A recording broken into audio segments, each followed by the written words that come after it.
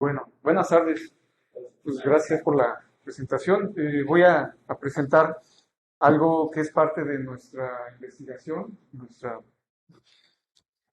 eh, más bien nuestras líneas de investigación, que es sobre el análisis y monitoreo de ciertos materiales utilizando técnicas y estructuras de microondas.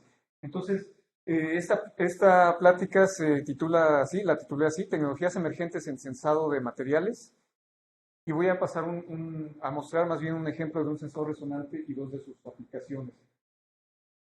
Hago énfasis en esta palabra, la pongo entre comillas porque creo que esto es importante también demostrar. La palabra sensado no está definida en el diccionario de la Real Academia Española, es un extranjerismo y específicamente pues es un anglicismo, ¿no? Algunas palabras que son parecidas en cuestión fónica, pues son estas, pero nada que ver con lo que vamos a tratar aquí.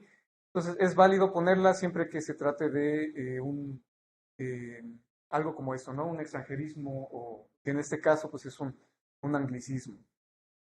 Y bueno, dado que no queremos o no quiero meterme en rollos como este, pues vamos a pasar toda la presentación en inglés para no confundir algunos términos y evitar que pueda parecerse algún error, ¿no? Entonces, bueno, la plática está dividida en estos cuatro puntos principales. Primero, una introducción. Más bien, la introducción está dividida en dos partes. Primero, en las tecnologías de circuitos integrados en guía de onda, en substrato, perdón, y estructuras compuestas. Adelante. Y luego, otra parte de la introducción, que para no confundir una cosa con otra, pues es lo que habla de permitividad dieléctrica y sensores resonantes, en este caso en particular. Y ya el tercer punto, que es el que nos compete, pues el ejemplo que les comentaba al principio y las conclusiones al final de la presentación. Bueno, vamos a comenzar con la primera parte. Sabemos que las microondas están en un rango de la energía electromagnética que está acotado entre algunos megahertz y unos cuantos cientos de gigahertz, hablando en frecuencia, ¿no? Pero eso en frecuencia equivale a longitudes de onda que van de algunos milímetros hasta algunos metros. Y sabemos también que conforme la frecuencia es más alta, la longitud de onda pues es más pequeña, ¿no? Y aquí algunos objetos comparables, por ejemplo, una pelota de béisbol, que son en frecuencias bajas del rango de microondas, y en frecuencias más altas, longitudes de onda comparables con algún alfiler o alguna cabeza de alfiler en este caso, ¿no? Mostramos también algunas aplicaciones y algunas investigaciones que se han hecho en este rango de la energía electromagnética. Por ejemplo, aplicaciones, pues es en radar, algunos desarrollos, pues el horno de microondas y campos de investigación, en este caso de astrofísica, pues el fondo cósmico de microondas, ¿no? Que es otro tema también interesante. Entonces, no me voy a meter más en detalle, son simplemente ejemplos para poner en contexto lo que son las microondas y su longitud de onda. Bueno, en frecuencia más alta está la luz visible y en frecuencias más bajas las señales de radio. Ahora, dadas las longitudes de onda de este rango de microondas en particular, es posible tener algunas estructuras. Estas son guías de onda. Yo creo que ya la mayoría de ustedes las han visto y permiten el paso de la energía electromagnética dentro de ellas. Esto es importante porque dentro de la misma guía de onda se generan lo que se conoce como la onda, pues en sí, la onda electromagnética, que tiene máximos ceros, cruce por cero, y luego máximo negativo, ¿no? En este caso es una onda completa, una onda sinusoidal, y están asociados distribuciones de campo eléctrico y distribuciones de campo magnético, que son perpendiculares entre ellos. Entonces, las características de un dispositivo como este son que tiene muy pocas pérdidas, porque no hay material que disipe la onda, más que el vacío o el aire, dependiendo de las condiciones de la guía de onda. pueden transmitir altas potencias, sin embargo presentan algunas desventajas como que son estructuras grandes, son difíciles de construir y además son difíciles de integrar con otros dispositivos. Entonces, como todo, tiene sus ventajas y desventajas, ¿no? Posteriormente se desarrolló otra tecnología que son las líneas de microcinta. Aquí un dibujo de una de ellas. También tienen asociado su distribución de campo eléctrico, su distribución de campo magnético y su modelo circuital también, que está compuesto por, en este caso, resistencias que se refieren a la parte de pérdidas de la línea, inductancia, una admitancia que se refiere principalmente a las pérdidas del material dieléctrico y la capacitancia, ¿no? Porque si estamos hablando de una placa superior que lleva la señal con una placa inferior que es el plano de tierra. Ahora, estas son más compactas, esa es una de las ventajas. Son fáciles de construir. Si utilizamos tecnología de PCB, pues es fácil de fabricarlas. Es fácil integrarlas con otros dispositivos. Sin embargo, dado que ya tienen estos elementos de pérdidas, por ejemplo, aquí el material ya no es vacío, sino es un material dieléctrico con un valor de permitividad determinado, ¿no? Después vamos a ver lo que es la permitividad. Entonces, absorbe parte de la energía el material y además pues están expuestas al aire y suceden pérdidas por radiación. Entonces, tienen mayores pérdidas comparadas con la guía de onda. Aquí no hay radiación, aquí sí. Y debido al material, a que absorbe parte de la energía, pues tienen capacidad baja de transmitir alta potencia, ¿no? Si transmitiéramos alta potencia con una de estas estructuras, el material tendería a calentarse y entonces puede deformarse o puede suceder algo que no queramos, ¿no? Como está pegado también la microcinta al material, pues por el calor se puede despegar y pueden suceder otros efectos, ¿no? Que no queremos. Entonces, por eso tienen estas desventajas. Ahora, en los últimos años han surgido otras tecnologías como esta que está aquí. Es una tecnología que se llama guía de onda integrada en sustrato. Uno de los pioneros en trabajar estas estructuras fue el grupo de trabajo del doctor Kewu. De hecho, estas imágenes las estoy tomando de esta referencia.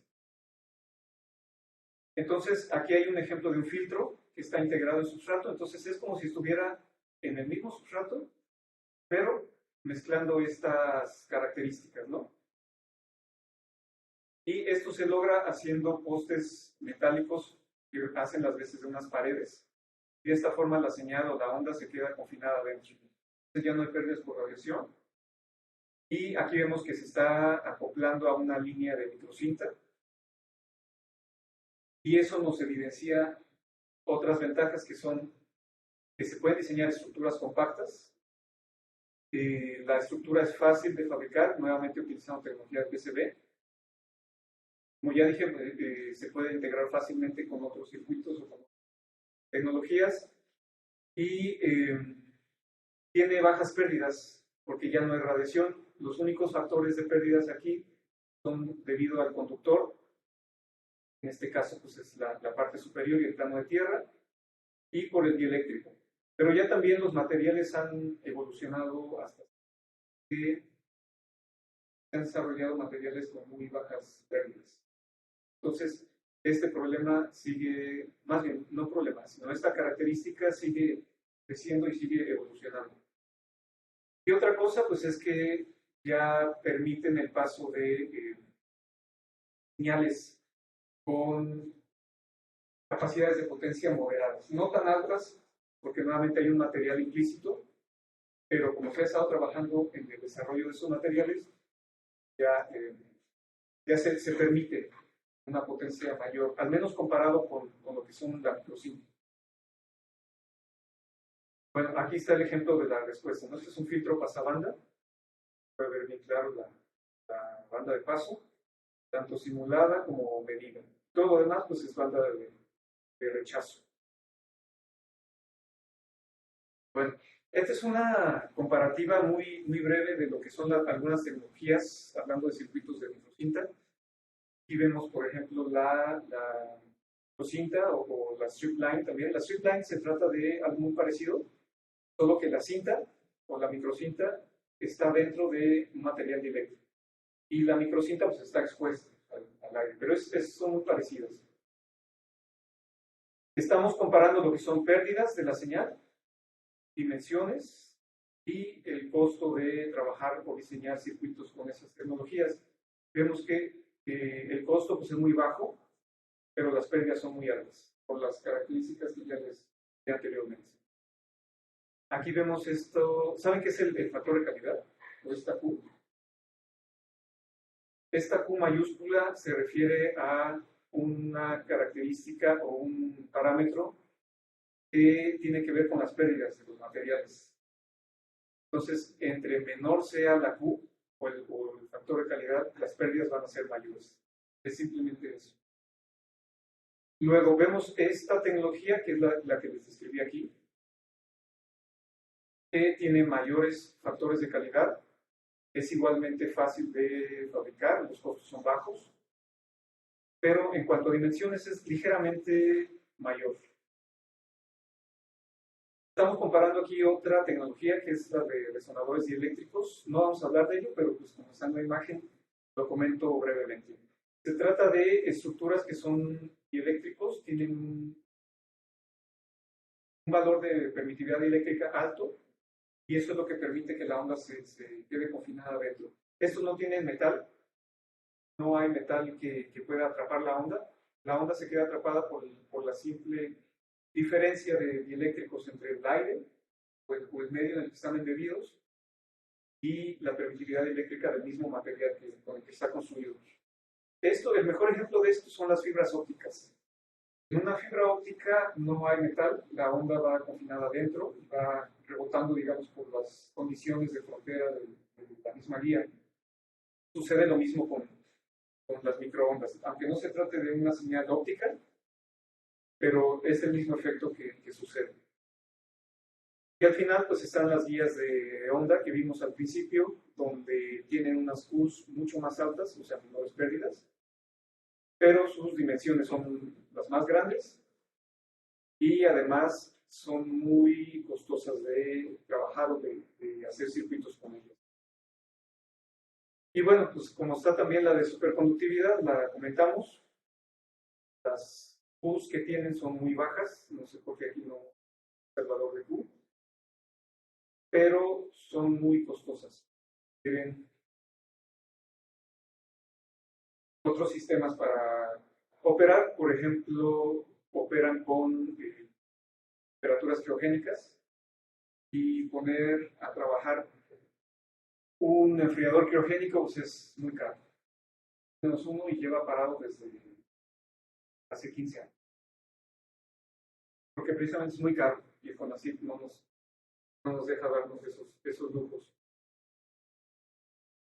Bueno, continuando, esta es una comparativa de las tecnologías, ¿no? Pero existen otras tecnologías que ya involucran a todas las anteriores y se habla principalmente de metamateriales. Los metamateriales son simplemente definidos como materiales que están compuestos por una parte metálica y otra parte dieléctrica. Y se trata de meterse, digamos, en la anatomía del mismo material, como si fuera moléculas o partículas, pero a una escala mayor. Por ejemplo, históricamente comenzaron con estructuras quirales en tercera dimensión. Quirales se llama porque son como hélices. Aquí tenemos un arreglo tridimensional de estructuras quirales que permiten que la onda se comporte de cierta manera, no como en un medio convencional, sino que presentan comportamientos como los que estamos viendo aquí, en donde tienen valores negativos de permitividad y permeabilidad, y eso redunda en una propagación inversa. Y además trae otras cosas, ¿no? Como el efecto Doppler inverso, radiación inversa y otras cosas que ocurren inversamente a lo que es un material convencional. Por eso se les llama de mano izquierda. Aquí tenemos el cuadrante donde la señal se comporta de mano derecha, tiene permitividad positiva y permeabilidad positiva. Y aquí tenemos el comportamiento de la onda con permitividad negativa y permeabilidad negativa. En resumen, es como si tuvieran un índice de refracción negativo. Entonces, por eso se llama de mano izquierda, y estos son los materiales convencionales, o de mano derecha. Posteriormente avanzaron unos años más en la investigación de estos materiales, y de tener materiales complejos en tercera dimensión, se pueden tener materiales en segunda dimensión. Y un ejemplo, por ejemplo, este es un diseño de una metasuperficie que sirve para rechazar ciertas ondas, ¿no? Por ejemplo, en un domo de, no sé, de radioastronomía, si no queremos tener señales de telefonía móvil, pero sí queremos tener señales, por ejemplo, de algún satélite o se recubren con ciertas superficies como esta, que bloquean las señales electromagnéticas de Wi-Fi o de telefonía móvil o de lo que sea, y dejan pasar únicamente las señales que quieren recibir. Bueno, posteriormente se avanzó más en la investigación de estos materiales. Unos de los pioneros fueron estos dos personajes, Christoph Carlo de la Universidad de Beck, me parece, en Canadá, Tatsuo Ito en UCLA, en la Universidad de California en Los Ángeles, y han desarrollado ya materiales con estas características, pero ahora en una sola dimensión. Aquí vimos en tercera dimensión, luego evolucionaron a segunda dimensión, cambiaron las cosas, pero aquí todavía se facilita aún más haciéndolo en tercera dimensión, en primera dimensión, o sea, una sola línea de transmisión. Y esa línea de transmisión simplemente se modela de esta forma. Tenemos una celda unitaria con una inductancia en serie que corresponde, si se acuerdan del modelo convencional de línea de transmisión, tiene una inductancia en serie y una capacitancia en paralelo. Bueno, pues el circuito compuesto por mano izquierda y mano derecha, o sea, algo que está abordando ambos cuadrantes, está compuesto por la inductancia en serie, que corresponde al modelo convencional, y una capacitancia en serie que corresponde al modelo de mano izquierda. Por eso este subíndice L, ¿no? De left, este de right. Pero también están sucediendo otros efectos, por ejemplo, la capacitancia convencional y la inductancia en paralelo, que corresponde a la parte de mano izquierda, ¿no? Y nuevamente por eso el subíndice right y el subíndice left. Bueno, y eso crea a su vez una cosa que se llama dispersión, que no es otra cosa más que la constante de propagación beta, que en un material convencional estarían únicamente en este lado de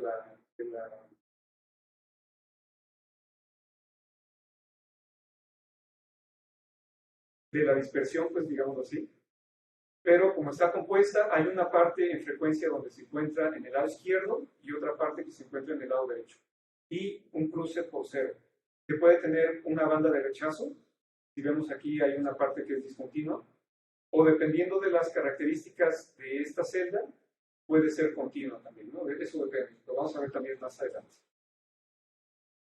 Aquí un ejemplo de una antena. Es una antena Leaky Wave. Leaky Wave corresponde a una antena que entre más celdas va teniendo, más fuga va teniendo.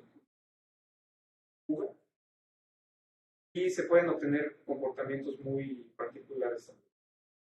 Pero bueno, no es el caso de la presentación, es nada más para ejemplificar que hay otras tecnologías que se pueden integrar también en los materiales y en las tecnologías que previamente les mencioné. Ahora, esta aplicación fue propuesta en microcinta, pero también hay aplicación en vía de onda integrada en substrato. Entonces, si se dan cuenta, ya vamos como que combinando todo lo anterior con lo que vamos viendo posteriormente, ¿no? Esta es una antena leaky wave, como les comentaba, que tiene una polarización circular, y esto es por la diferencia de los vectores de campo eléctrico que va teniendo entre una celda y la otra que está adyacente. Entonces, eso va creando, si alimentamos aquí con un desfasamiento de 90 grados entre una y otra, crea un acoplamiento en cuadratura. Entonces podemos ver que la onda, bueno, aquí no se ve, pero si pudiéramos ver el campo eléctrico, lo que veríamos es cómo va rotando conforme se va alejando del plano. Ahora, es interesante ver aquí, lo que veíamos acá es la dispersión o la constante de propagación, que en este caso pues ya no es tan constante. Hay unas regiones en donde sucede la radiación. Esta es la región de mano izquierda de radiación, esta es la región de mano derecha de radiación, y después ya no. Aquí ya no hay radiación, hay más propagación, y aquí también hay más propagación que radiación. Entonces, estas están acotadas en algo que se llama la región de radiación, que es una región cónica, y entonces la antena opera en esta región. Pero bueno, más detalles pueden verlos en esta ocasión. Simplemente es un ejemplo de otra estructura que puede ser diseñada con estas tecnologías, ¿no? Entonces ya van la guía de onda integral substrato y los materiales compuestos, ¿no? Por mano izquierda y mano derecha. Ahora, vamos a dejar tantito lo anterior. Vamos a ver qué es, nos va competiendo más a nosotros en la dieléctrica. La permitividad dieléctrica es una característica o un parámetro de la materia que tiene que ver con cómo está distribuido o cómo se comporta el material acorde a la composición natural del material. En este caso, suceden efectos a nivel micro. Por ejemplo, aquí vemos cómo están organizadas las moléculas de un material, es un ejemplo nada más.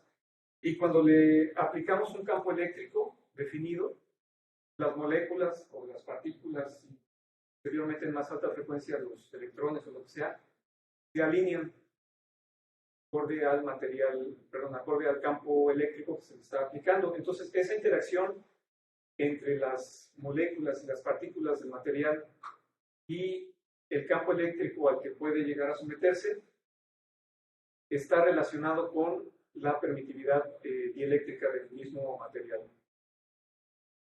Entonces, este es un muy básico de cómo interactúa el material con el campo eléctrico, pero es importante tener en cuenta que la permitividad dieléctrica que estamos viendo aquí es un valor complejo, o sea, tiene una parte imaginaria y tiene una parte real. Este es un esquemático ideal de un material líquido, en este caso, donde vemos que la parte real de la permitividad pues tiene un comportamiento más o menos constante, por eso es que anteriormente se manejaba como constante dieléctrica, pero en el rango de microondas suceden cosas interesantes, por ejemplo, un cambio muy abrupto o muy drástico del valor de la permitividad real. Y esto es debido a efectos dipolares. Si nos vamos a una frecuencia más alta, por ejemplo a infrarrojo o al rango visible o incluso al ultravioleta, pues vamos viendo que esa va teniendo como resonancia, ¿no? Estas resonancias se llaman efectos de relajación, pero ahora ya es por efectos atómicos y luego a más alta frecuencia por efectos electrónicos. Mientras que la parte imaginaria puede tener algo de conductividad iónica, entonces tiene valores muy altos. Y luego viene con una especie de efecto de campana, en donde tiene un máximo, y a ese máximo se le llama relajación bipolar, porque sucede precisamente por efectos bipolares del material. Y luego tiene otros efectos acá de relajación también, pero ya es por relajación atómica, relajación electrónica, pero esos ya están fuera de las microondas. Entonces, es tanto en ese campo. Lo que nos interesa es que en microondas sucede el cambio más grande,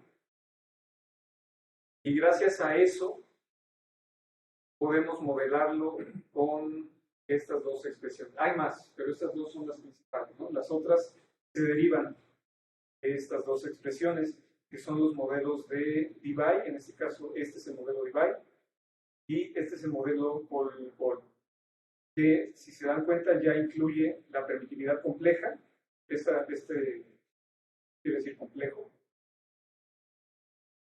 Y también involucra una permitividad que está sucediendo en frecuencia muy alta. Realmente va a ser el punto final. Bueno, yo digo final porque lo estoy iniciando aquí. Entonces, conforme aumenta la frecuencia, nos vamos desplazando hacia valores más bajos, ¿no? De la permitividad real como imaginaria. Entonces, si nos damos cuenta, el modelo es un semicírculo, solo que este semicírculo a veces es desplazado un poco. Aquí podemos ver con este exponente se desplaza un poco hacia arriba o hacia abajo, dependiendo del exponente. Y en otras ocasiones puede ser suficiente sin el exponente, ¿no?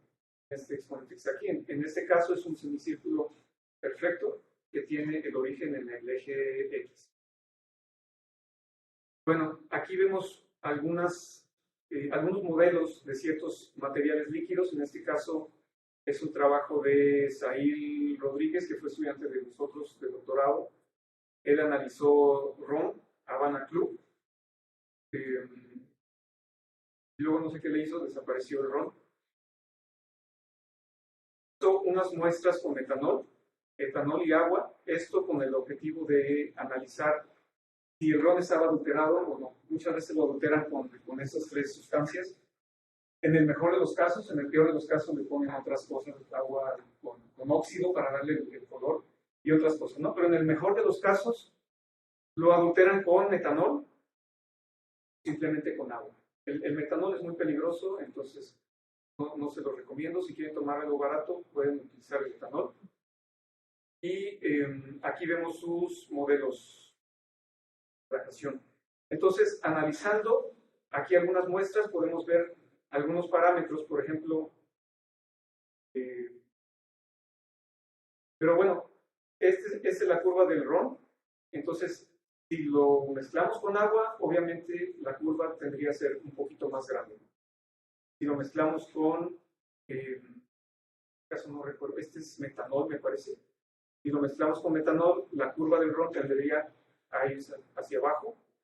Y si lo mezclamos con etanol, pues la curva tendría a irse todavía más abajo, ¿no? Entonces, si no puse las mezclas, solo las muestras puras.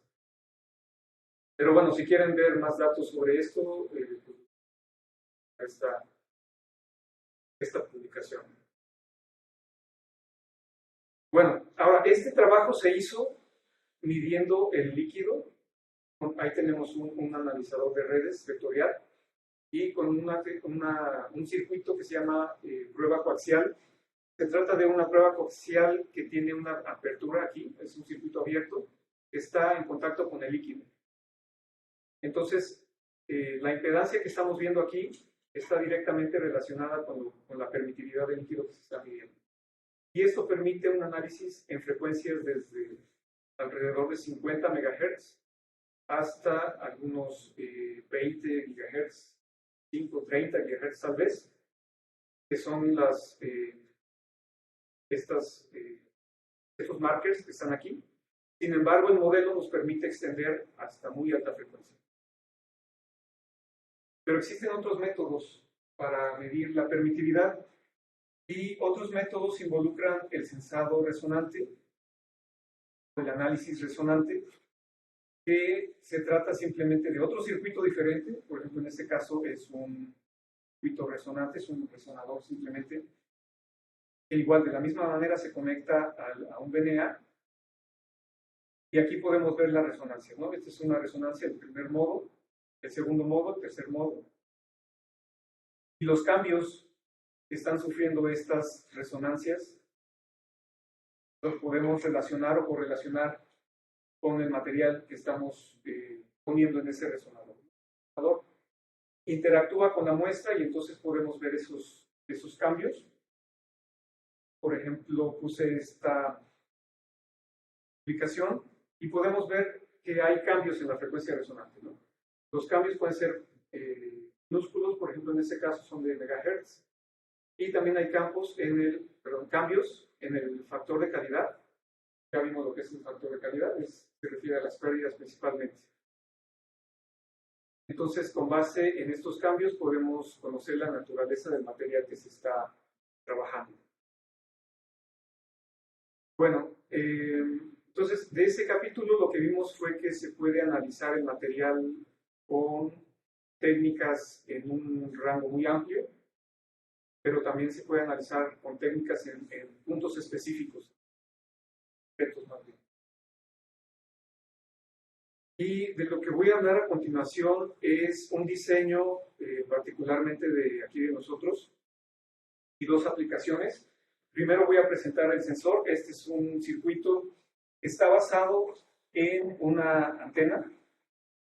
Es una antena que ya involucra el diseño en tecnología de guía de onda integrada en sustrato, pero también involucra en un diseño metamaterial. Entonces, ese diseño metamaterial se ve reflejado aquí en lo que se llama resonancia de orden negativo. Voy a regresar un poquito a mostrar esta gráfica. Estos circuitos están compuestos por una capacitancia en serie, una inductancia en paralelo y además tienen implícitos inductores en serie y capacitores en paralelo. Tienen un comportamiento, como ya les dije, de mano izquierda, y luego la transición también de mano derecha. Entonces suceden modos de orden negativo, así se le llama. Tienen modos de orden cero, que son cuando la frecuencia cruza por el cero, y modos positivos, ¿no? Entonces, de ahí salen las resonancias de...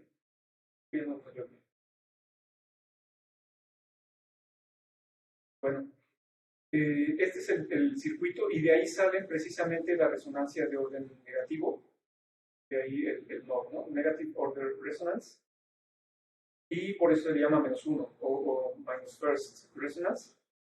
Luego tiene la resonancia cero, que aquí en magnitud no se ve, pero si lo analizamos en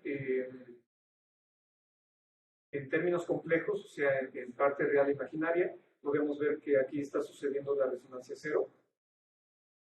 Luego la resonancia positiva, ¿no? O la resonancia regular, está sucediendo a una frecuencia más alta, pero no está tan acoplada.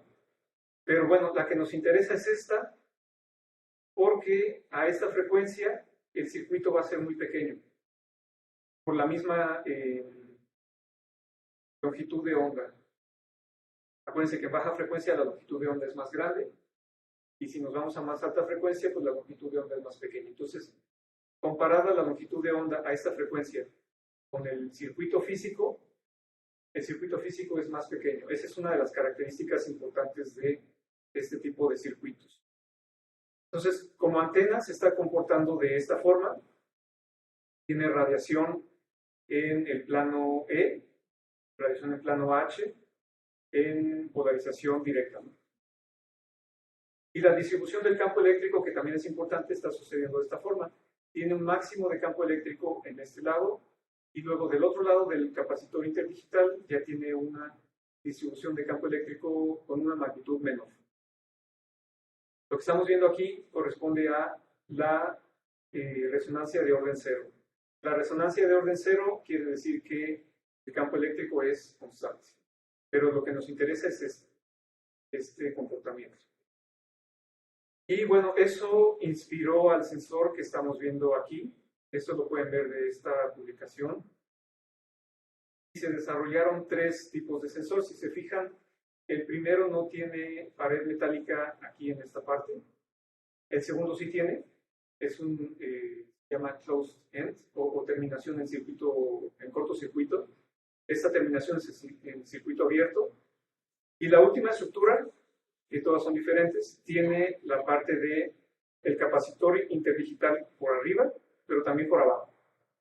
Entonces, eso tiene ciertas ventajas a la hora de medir ciertas ciertas muestras, ¿no? Dependiendo de la aplicación. Y aquí lo estamos viendo como un sensor de líquidos. Este es el sensor, y le hicimos una perforación y pasamos un tubo de borosilicato y pusimos algunas muestras para medirlas, son muestras líquidas, y vemos que cada una produce un cambio en la respuesta resonante del sensor. Bueno, este sensor se analiza de la siguiente manera. Vemos aquí la dispersión. Está la región de mano izquierda, que es la que nos interesa. Luego hay un band gap o una banda de rechazo. Luego está la región de mano derecha. La que nos interesa es esta. ¿Por qué? Porque vemos que es la que tiene mayor sensibilidad. Esta ecuación describe este comportamiento, ¿no? Aquí está beta de omega, aquí está beta. Y omega pues, es la frecuencia. Entonces vemos que tiene tres términos principales, ¿no? Podemos identificar tres términos principales. Uno corresponde a los componentes de mano derecha, otro corresponde a los componentes de mano izquierda, y otro va a describir esta banda que está aquí, que es la combinación de ambos. Entonces, la que más está aportando cambios es la de mano izquierda. Si vemos aquí, la frecuencia es baja. Entonces, si la frecuencia es baja, a la inversa, pues daría un valor muy alto, ¿no?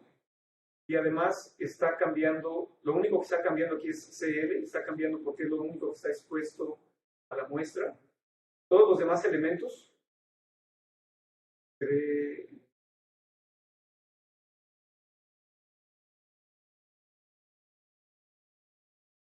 aquí está. Todos los demás elementos no están expuestos a la muestra. El único elemento que está expuesto a la muestra es la capacitancia interdigital.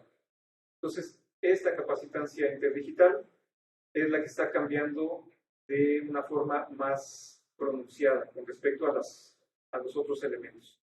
Entonces, eso produce que la estructura tenga una alta sensibilidad y que además se defina una región de sensado que está bien definida. En este caso es la pura capacitancia interdigital.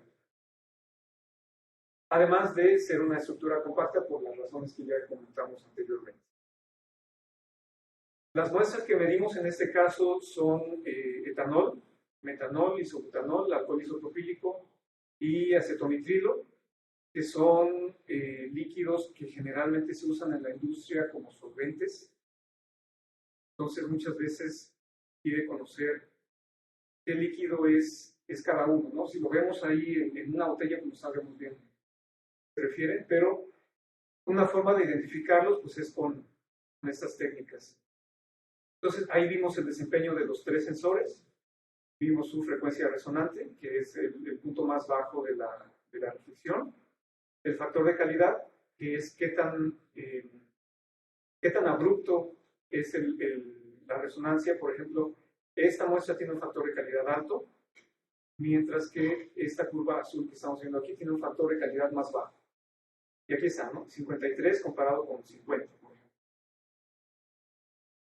Y bueno, en simulación, aquí podemos ver cómo está el campo eléctrico y que está bien definido, ¿no? Fuera de esa región, el campo eléctrico es muy tenue, pero en esa región es más intenso. Entonces eso permite que la sensibilidad sea alta.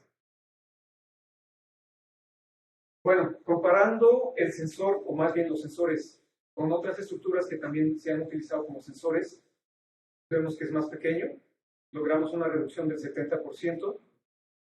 El volumen de la muestra es muy bajo, se requiere un volumen muy bajo para poder sensar líquido. Y esa reducción es más o menos, si hacemos aquí las matemáticas, vemos que el volumen es más o menos 3.88 milímetros cúbicos, lo que equivale a 3.88 microlitros. Entonces, esa es otra de las grandes ventajas con ese tipo de aplicaciones, que el volumen que se requiere del material pues, es muy bajo. Bueno, esta es una aplicación midiendo líquidos.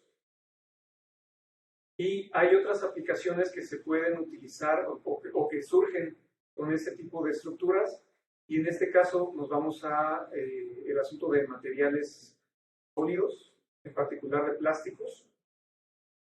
Este trabajo está siendo desarrollado por una estudiante de nosotros también, que es Dania Covarrubias. Si les interesa, pueden también indagar más en la aplicación. Aquí está la publicación que tiene su trabajo, ¿no? Y bueno, de lo que se trata es algo muy parecido. Tenemos el sensor. En este caso utilizamos únicamente el sensor que tiene terminación de circuito cerrado, bueno, en cortocircuito. Y aquí en simulación podemos ver que la región de sensado pues está bien definida, ¿no? Más adelante vamos a compararlo con otras estructuras. Y así solito el sensor presenta una frecuencia resonante de 2.66 GHz, redondeado, y un factor de calidad de 41.09. Su modelo, dado que ahora estamos en otra aplicación, cambió ligeramente. Si se fijan, antes el modelo estaba más elaborado, ¿no? Tenía una parte de pérdidas, tenía una parte de la que sensa el líquido y la parte restante de la capacitancia. Esto es porque la región de sensado nada más era muy pequeña comparado con todo el capacitor interdigital, mientras que aquí vamos a ver que la región ya es completa del interdigital. Entonces, de lo que se trata es poder sensar muestras de plástico, de diferentes plásticos. Por ejemplo, aquí tenemos el ABS, tenemos el LLDPE, que es polietileno de baja densidad, el polipropileno y polioximetil, algo así, no recuerdo ahora. Entonces, aquí, como llega el plástico a la industria, pues es en forma de pellets. Los pellets son como grados muy pequeños, pero a veces puede llegar así como cilíndrico o como esférico, ¿no? Aquí lo estamos caracterizando. Tomamos sus dimensiones generales. Por ejemplo, el que es cilíndrico, pues aquí están sus dimensiones A, B y C. Y el que es más esférico, pues se le puede, no es esférico 100%, sino casi esférico. Entonces pueden obtenerse de dos dimensiones, ¿no? Una mayor y una menor. Pero el objetivo es poder identificarlos sin tener que destruir la muestra. Por ejemplo, no sé si en la industria ustedes saben cómo identifican estos plásticos. La industria lo que hacen es agarrar una cantidad más o menos considerable de material, lo calientan, lo derriten, y entonces, acorde a su viscosidad, ya pueden decir que se trata de un material o de otro, ¿no? Dependiendo de si uno es más viscoso o no. Y también de la temperatura a la que empiezan a derretirse. Entonces es un proceso que involucra tiempo, involucra el calentamiento, que lleva un gasto de potencia muy grande, ¿no? Y además, a final de cuentas, la muestra termina desechándose, no se utiliza para la producción. Entonces el objetivo es analizarlo de una manera rápida, sin destruir el material, porque pues aquí este material lo medimos, pero se puede regresar a la producción.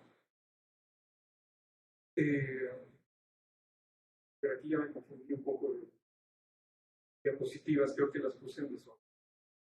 Pero bueno, entonces con este sensor se puede analizar. Lo que se hizo es que se construyó un contenedor para poder lograr esta cuestión, ¿no? Ponemos aquí los pellets y se crea un medio efectivo. Este medio efectivo va a estar caracterizado por una permitividad relativa particular, y dado que los pellets todos tienen unas dimensiones diferentes, y además cada vez que se mide pues van a estar acomodados de manera diferente, el medio efectivo va a ser diferente en cada medición, ¿no? Sin embargo,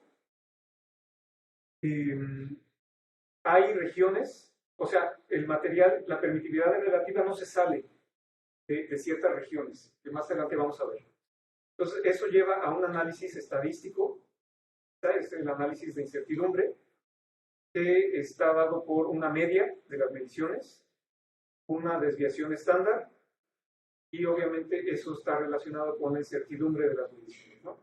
pero para cada material van a suceder regiones particulares. Por ejemplo, aquí tenemos los dos primeros materiales, que es el ABS, el polietileno de baja densidad, y podemos ver que se agrupan en zonas bien definidas, ¿no? A pesar de que hay un traslape entre ambos, pero ambas regiones están definidas. O sea, un material no se sale de su región. Y esta es la gráfica para el material, era el polipropileno y el POM, ¿no? El polioximetil. Y aquí vemos que afortunadamente pues, no hay traslape entre ellas, pero los materiales no se salen de estas zonas que estamos viendo aquí, que son elipses.